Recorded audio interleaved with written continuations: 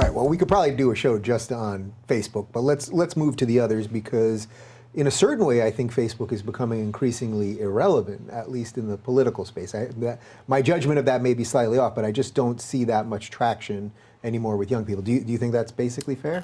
I disagree. I think that Facebook, I think that the majority of these companies disseminate their content through the social media platform. So I think that they're always going to be relevant, and they dominate the market in terms of advertising revenue. Even the big news organizations disseminate their content through Facebook. So I think they are relevant. I don't know where the trajectory of that is. Yeah, I don't mean that they're irrelevant, but it seems to me that the conversation that I really think is important about all of this seems to be happening much more on Twitter and YouTube. Not necessarily that the money and the advertising and the mainstream media reach and all of those things aren't relevant on Facebook, but that the real sort of, I don't know, the gestalt of this or something is on Twitter and YouTube. So let's shift there for a second. Yeah. So Twitter, I'm sure you see me tweeting all the time about the shadow bans and the rest of it. So what the hell is going on with Twitter? Well, we went undercover into Twitter last year, in early 2018, and we caught a number of engineers describing shadow banning, removing posts when people don't know that they're sharing their content. They don't know that they're being banned. We actually have quotes from the engineers talking about what they have done. I mentioned earlier this direct messaging expert, a guy named Pranay Singh, who works on the Twitter DM team, says that he can peruse all of your messages, your private DMs. He says that there are keywords that Twitter uses to filter tweets, the American flag, God, guns.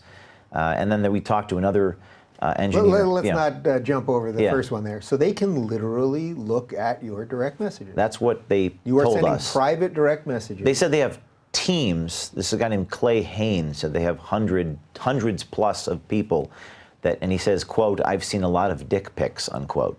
So I understand they have to do some of this to ban pornography and gore and content, but apparently this is what they told us. Well, I don't know why they'd have to look at your private messages, but... And they've also said that they don't do that. Right. So that's the thing. Why do they say one thing in public and another thing in private is what we've found. But again, I try to only speak to what I can actually...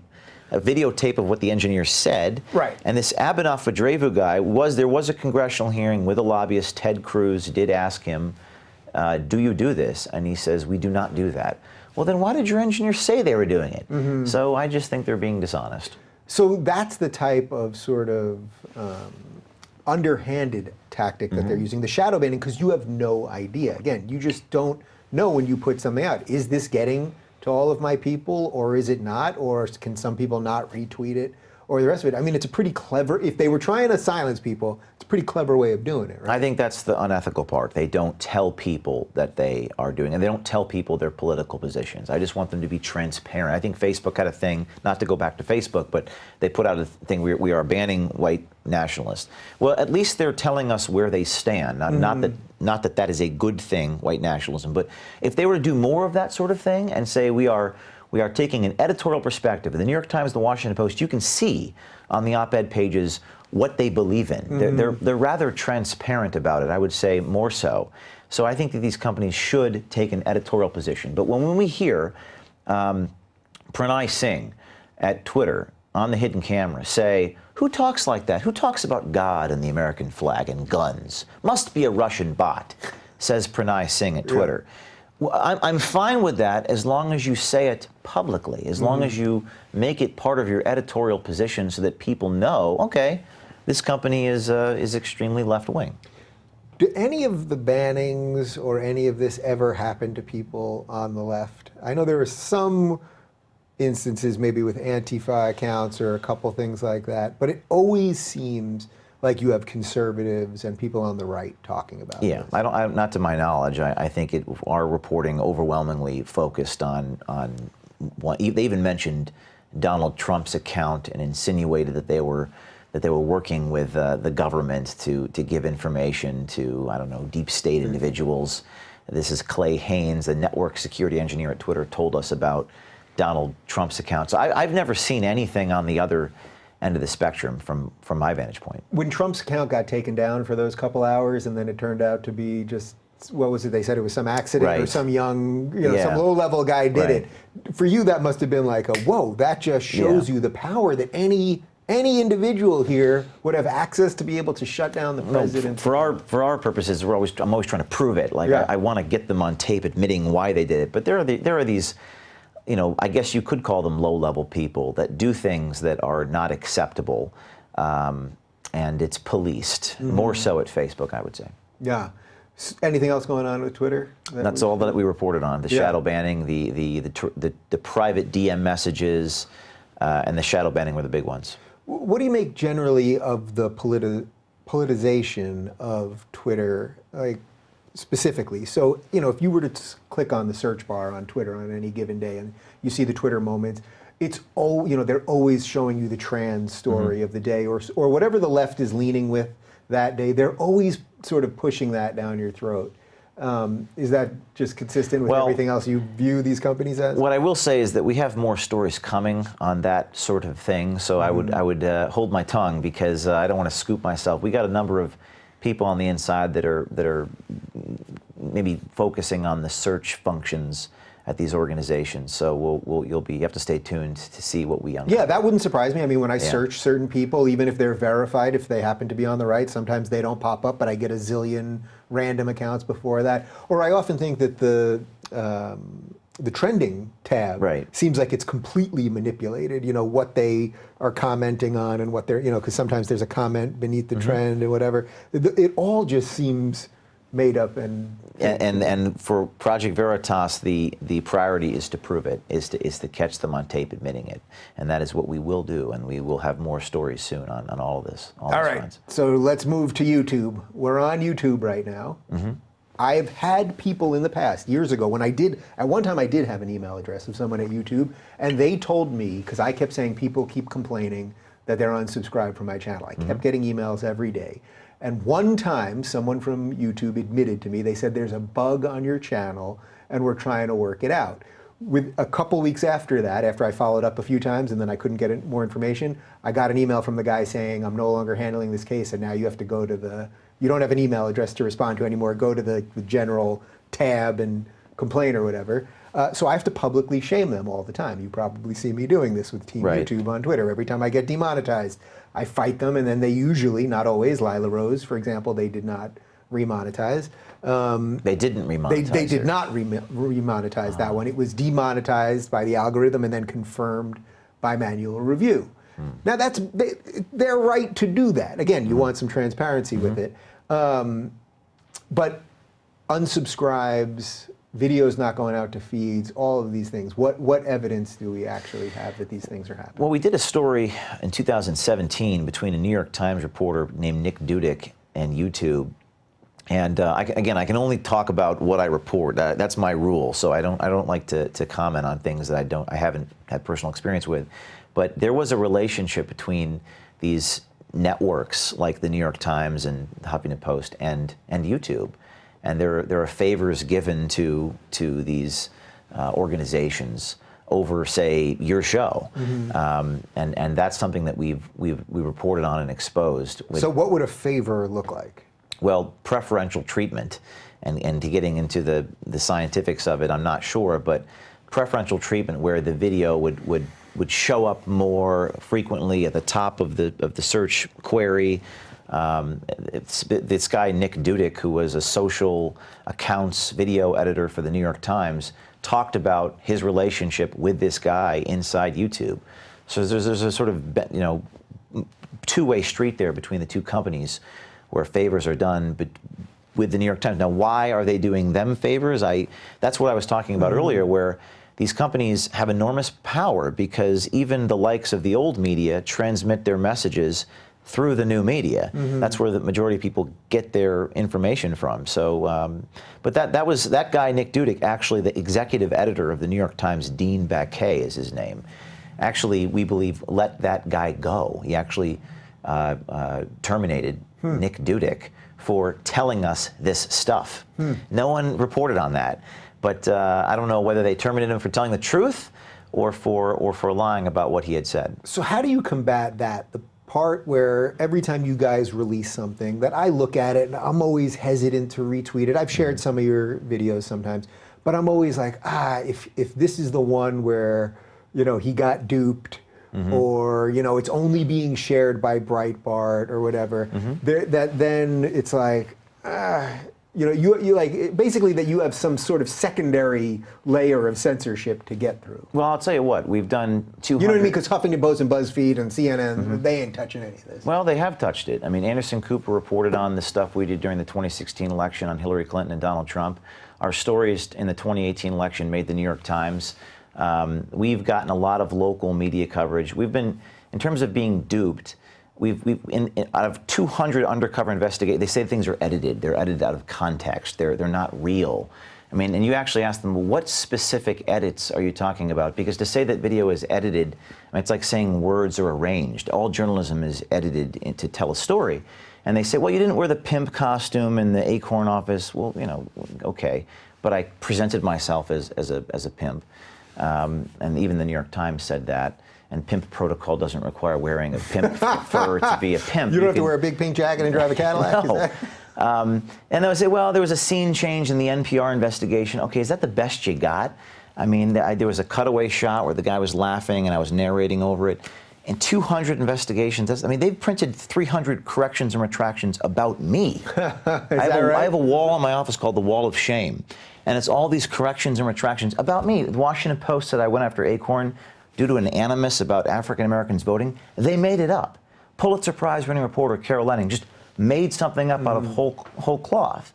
So I don't know. I think it's not about what we do is real. The tapes you see, there's never been a case where what you saw wasn't real. There was one thing with the Washington Post that blew up. They turned their cameras back around on us. And everyone, said, well, that's unethical. Well, what exactly was unethical about it? Because we went undercover into CNN. We infiltrated something called Rain Bros, which was a gay group where this producer was in. Nobody questioned the ethics of it. Nobody questioned the ethics because the end was so obvious. And whether or not you think that the means are justified depends upon whether you think there's a compelling public interest in what you are exposing. So when these things get interrupted, then people say it's unethical.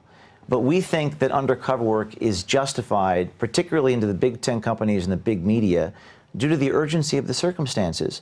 But in all of our work, no one's ever able to actually say what exactly has been fake about it, and that's from my perspective. So are you shocked at actually how the collapse of mainstream media has precipitated so quickly at this point? Like, it seems to me that it's over. I mean, now, just in the last couple of weeks now with Trump and Russia, and just the amount that these people have just lied over and over. And finally, thanks to Twitter and YouTube and the rest of it, if we're not being shadow banned and everything else, there's enough of us that can get a counter narrative out there. But they just keep doing it. I think it's the death of,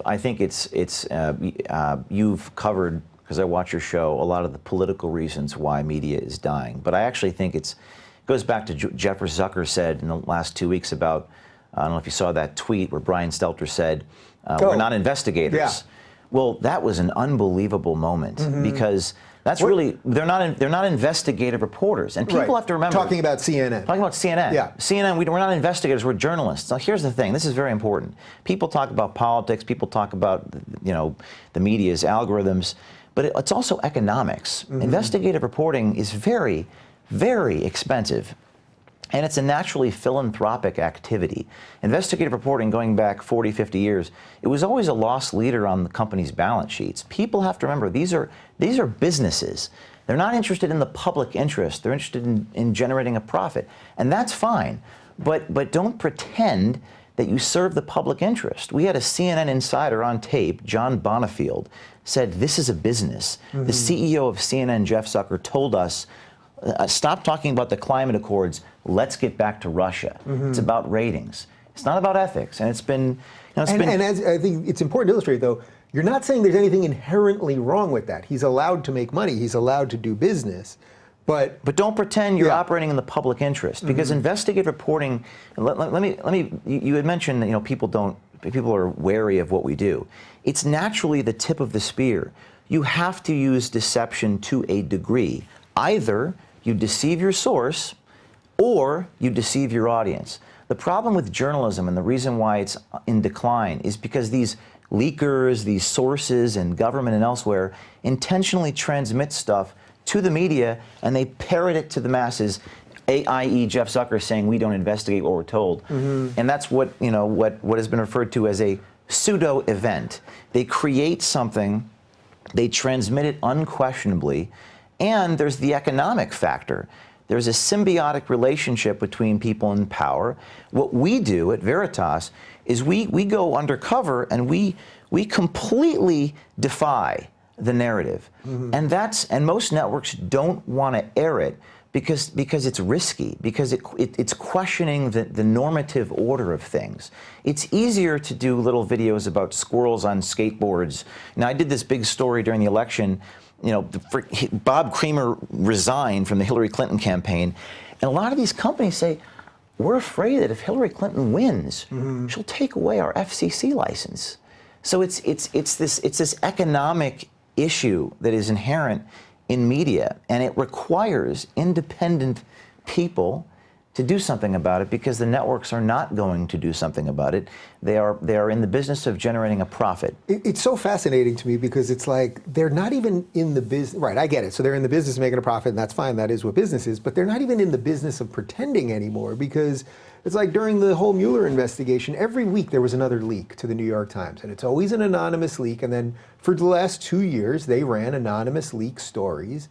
And it's like, shouldn't somebody have been investigating why the Mueller operation is leaking? That actually would have been a story. Right. Where was that story out of the New York Times? Well, they had James Clapper and John Brennan. I mean, these are intelligence. James Clapper, who lied under oath. These are intelligence agency people, and maybe not the most always ethical people, and they're just parroting what they're told on TV. When things are, and again, I go back to this whole distinction, and because when you report from a podium, when you say something at a press conference, the damage to society done by broadcasting what you are told on the record is often more pernicious than the damage that, say, I do by deceiving some guy in a bar so that I can get the truth out of them. It is a huge difference, and I think that journalists tend to be, you sort of have to play confidence games. You have to seduce your source, so to speak. But there's a relationship between sources and the media that I think has become corrupt. I think that the anonymous source, the reliance upon anonymous sources has become corrupted. You look at Bob Woodward, legendary reporter, I think he's a great journalist. By the way, I don't think these journalists are bad journalists. I don't even think they're bad people. I think they're part of an industrial system of production that manufactures the public's consent. But you look at Bob Woodward, he writes a book called Fear. And he uses quotes secondhand from anonymous sources on deep background, hearsay quotes, and then he recreates events and he puts those events in quotation marks. And I get attacked for selective editing. I don't report anything unless you can hear and see it come out of the person's own mouth. So I think that journalism has become corrupted due to this over-reliance upon sources, anonymous sources especially. And I think that that's why we need videotapes. I literally remember being in like junior high school and watching CNN, and they would say a source on Capitol Hill. And I would always think, this is insane. A source on Capitol Hill, anyone can be on Capitol Hill. It could be the guy that's walking his dog on Capitol Hill, who's the janitor for the fast food joint. Like, we don't he's see a source we don't on Capitol see Hill. that source's face. Yeah. We don't know what motivates that person. We don't know what words were used by that source. We don't know if that person exists. We don't know if that person exists. I mean, can you imagine if I said there are sources inside CNN who says that Jeff Zucker said? They'd call me a liar. Yeah. And there's an analogy here. I heard someone say that when you use an anonymous source, it's like you're taking withdrawal out of a bank account of credibility, but you have to deposit into the bank account trust with the audience. And nowadays we don't see these anonymous sources. We see an over-reliance upon, and every time you actually open the reporter's notebook, every time you look at the transcript, every time you see the raw data, there is a difference between what you are told and by the people that are asking you to trust them. Yeah. But that's the bottom line. These media companies don't trust us with the raw information. They don't want us to have the raw, unfiltered truth. They need to propagandize us with their version of it. Yeah, it's crazy once you see it, right? Like once you really clearly see it. Like I was actually in the green room with Jordan Peterson while he was being interviewed by Nellie Bowles, who was the author at the New York Times, who made that whole brouhaha about enforced monogamy. Yeah. And it's like, that is not what this conversation was about. Or I had a whole day here, literally an entire day from 8 a.m. to about 8 p.m.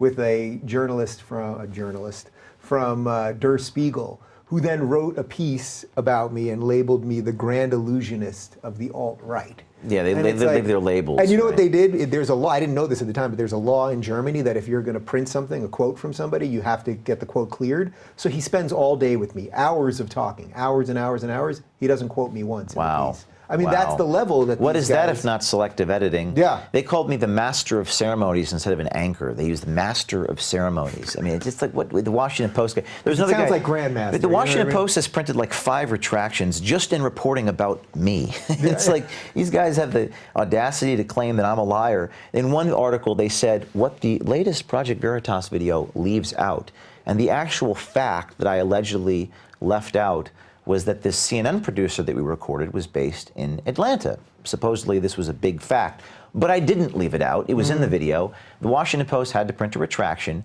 That they didn't change the headline, what the video left out. They retracted the entire thing. There's another thing in the Washington Post about this book, Fear, and there was a quote that said, "There's no evidence that he did not say the things attributed to him," in referencing there's no evidence he did not say. Wow, that's pretty good. But this is, I mean, we live in this weird world, and I think that videotape cuts through all the propaganda like a hot knife through butter. If you catch these people on videotape, they're forced to address it. And I think that video is that's why we choose the medium of video, because words do not transfix in a way that video does. And I think that words are frankly, the propagandist's tool, because they put you in a box by calling you names like that, by calling me masters of ceremonies, by calling you what you were. You're not what that is. Yeah. You are you. God, I know we could trade these stories all day long. I'll just give you one more, but that same reporter from New York Times, Nellie Bowles, she wrote the story when Peterson and I left Patreon. They actually did a story on it, which was quite shocking. It's a horrible story filled with factual errors. But in there's a quote from the head of Trust and Safety at Patreon where she says, you know, you're not allowed to say these words on our platform, except, so as I'm sure you know, Carl Benjamin Sarganokat never said those words on their platform. I contacted the author, and it's like she just doesn't care. And she knows she's not going to get fired, and why even tell the truth? So it's like they just don't One stop. thing that people are doing in more frequency is recording their interviews with these people. That and that's something that I would encourage, as long as it's legal to do so. Yeah. But you're on the record, so it's legal because they're consenting to the conversation, even in California. And we had one individual inside CNN record Alison Camerana. She did a long panel discussion about voter fraud. They cut the tape right before the guy actually brought up instances. So something that people are doing now is they're audio recording these interviews for that reason and releasing the full interview on YouTube. Right, so we've seen a lot of that, actually. Tommy Robinson has done that. Right. This guy Avi Yemeni has done that with this Jim Jeffries I would not. video. I would implore your audience, never do an interview with the press unless you audio tape it, and that's for your own protection. For sure. The other thing you can do, at least in our situation, is I really only do these shows now if it's live. Right. If it's live, you can't edit me. You might be able to sandbag me, and I have to be smart enough to work with that, but you at least can't edit me. So well, Andrew Breitbart was one of my mentors, and he would take this we were different people, but he would take this perspective of, you know, just as much press as possible. I'm proudly who I am. I guess it was a different world 10 years ago, but he would just give them everything. I think that there's 2 different ways to play it, but certainly to record the interviews is a good path, and some people are leaking us these audio tapes, and we put the long version out on Twitter, and Alison Camerata at CNN was so humiliated by this raw version of the interview that she actually removed. She left Twitter because people were tweeting at her all these angry tweets. So we talk a little bit about anonymous sources. What do you make of just like the anonymous accounts all over the platforms that often are the drivers of a lot of the bad behavior? So for example, there are anonymous accounts that have 20, 30, 40,000 followers that I see all day long selectively editing video clips of me or of just any, any decent human being. And it's like they can do it with complete impunity because their names aren't attached to any of this. And what are you going to do? What do we do in situations I like mean, that? I've got people impersonating me. Yeah. And I'm not verified. I got 500,000 followers. I noticed that this morning, actually. I don't know who else. Yeah. I guess there's Julian Assange, who's also not verified. I don't know how to solve these problems. I don't know what the public policy solutions are. My perspective, and everyone asks me, what do we do about it? I say, the solution is to inform the people. The solution is to show people the rot, the corruption, to rake the muck, as it were, to be a muckraker, to illuminate all the problems. Because I think the solutions become self-evident when people know that there's a guy in a room in San Francisco arbitrarily determining, well, we're going to take away the blue check mark. We don't like that guy's politics. Film that. Show people those conversations behind closed doors. Because then they can't there's impunity. They can't get away with it. And that is the solution. The solution is to expose it. I can't believe that on one hand, I don't want to complain about it because it makes me feel like I'm, ingratiating myself to Twitter. I'm not a verified human being on the platform. And why not? What is the definition of being verified? But certainly when you are verified, it does help your stories get out. The point is that it's people know that it's actually you, and as you said, you've had people. Many people impersonate me. I don't know what the solution is, but I know that to find the solution, we have to properly identify the problem and educate the people with what they're saying. You need a mole in the verified department who can just click that button. Maybe we already have one. Perhaps. The always question is whether to cut bait. If you will be verified with your blue check by the time this video goes up, I will be very impressed. That would be amazing. That would be interesting. Somehow I think you haven't been sitting on that one. No, well, the question with undercover work is when do you cut bait? Because you have these people who are on the inside, and then you have to make an editorial decision on when do we release the story. Like we have people right now, as I speak, inside the big networks, who work for them. They come to me. And they are so sick by how these companies project themselves, all the news that's fit the print, the most trusted name in news. That is not what they hear in the newsrooms. We had one person say that people were crying. They were crying the night of the election at the Washington Post. Everyone was sobbing. And the things that were being said that night would shock you. So these people come to me. We're calling it the Be Brave Initiative. And we think that the heroes are these individuals on the inside. And I think that they'll blow the whistle, they'll tape the networks, and hopefully that will change people's perception of big media once and for all. How do you think Trump somehow understood this? How is it that this orange man with crazy hair somehow understood that? Like this wasn't like he was always, he was always sort of a Twitter troll and doing his thing, and he understood celebrity and he understood public relations and business, obviously. But this very specific thing that we've been talking about for the last hour, Trump really seems to understand this. Do you have any sense of what that is? My perspective is that it was about earned media. It was about generating earned media. I think that there was something written about this where his advisors said, you can't run this campaign on earned media alone. You have to be more traditional. I said, the hell I can't, watch me. And he got some, I don't know how much it was, $5–10 billion in earned media. Yeah. It's this notion of, I think a lot of people, particularly on the conservative side of the spectrum, tend to complain about, whine about, the mainstream media. I call it the conservative ghetto. They stay talking to themselves, but then there's this other vision where you hack the media, you participate in the media. It's again going back to Andrew Breitbart. He would love to go on these shows. The definition of success is being covered by the mainstream media, and it's a tough dance because they attack you, they call you, and Jordan names and those sorts of things. But if you play it the right way and get covered by the media, that's real power. And Trump understood that. He could win the election with earned media. It was absolutely brilliant. Nobody else saw it. Everyone thought he was nuts.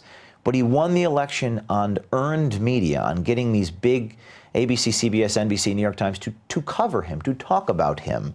It was brilliant. It was amazing, and everyone thought it couldn't be done, and he did it. And by the way, I have the same vision, although on a lesser degree. I tell my team, I tell my employees, the definition of success is to get on the front page of the New York Times. Because in Manhattan, what people have to realize is that if it is not in the New York Times, it does not exist. Mm-hmm. They don't pay attention to things on the outside. I hate to give them that power, but it's still true to a degree. Yeah. So to be successful is to be covered by the people that we hate. And also not to get stuck where we want to be loved by those people. Yes. But because that's the problem. That is the problem. We want to be loved. And Rush Limbaugh says, I learned that to be hated is a sign of success. And that's where a lot of Republicans go wrong. Trump did not go wrong. A lot of Republicans want to be loved by the New York Times, by Politico. It's tempting. I want to be loved. Right. Everyone wants to be loved. Right. But we're going to be hated for what we say and do. So so Trump's getting covered by them, but he also calls them fake news. Right. Brilliant. It's Andrew Breitbart 2.0. All right. So in summation here, if you were in the predictions game, where do you see the platforms? Do you sense that the way we communicate right now, where we're all on these things and we're all subjected to these subjective rules and seemingly arbitrary decisions and all of those things, do you sense that 5-10 years from now it's going to still be the same, or do you think that things are going to massively change? They are only going to change if independent citizens have the courage and the willpower to do something about it. I don't trust the politicians. I don't trust the people on television to do anything about it because they're stuck in the status quo and they're fat and happy. It's going to require citizens, independent people. You know some of these insiders. I know some of them and others. They have to blow the whistle. They have to summon the righteous indignation.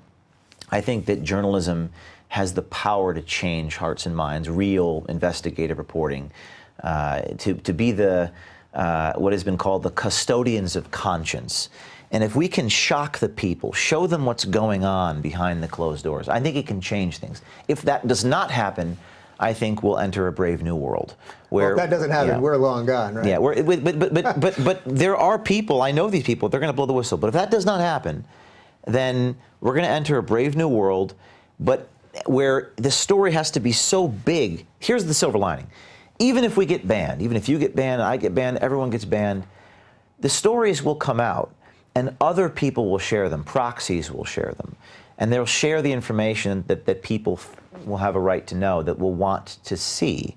But I think it's going to require an effort by independent citizens and brave patriots willing to blow the whistle. That is the only saving grace I can see for this country.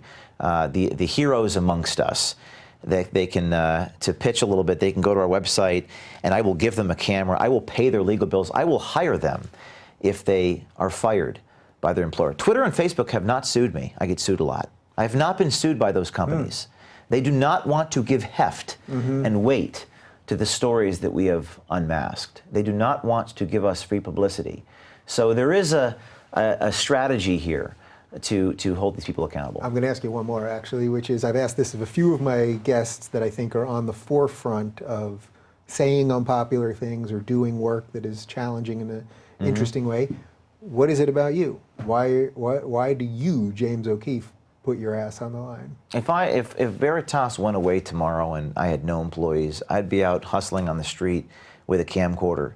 This is what I was born to do. Like, I can't do anything else. And it goes back to this whole idea of a justice complex. Like the Acorn investigation, that cost me $1,000 to do. I borrowed my grandmother's chinchilla coat, a camcorder that a friend gave me, and a borrowed copy of Final Cut Pro. And Acorn was defunded. Both houses of Congress are democratically controlled. President Obama signed the bill. It doesn't take money to do this. It doesn't take power to do this. It takes will. It takes a belief in justice.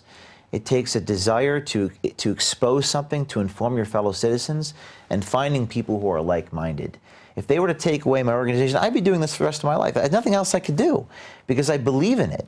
I actually believe in what I'm doing. And the people that I find, I have a profound responsibility to serve the people, to tell the truth to the people. and people coming forward that want to blow the whistle. This is why Veritas now exists, is to equip those people and to protect them. I'd be willing to go to jail to protect a source. I have been to jail. I've been incarcerated. I've been sued. I've been set up.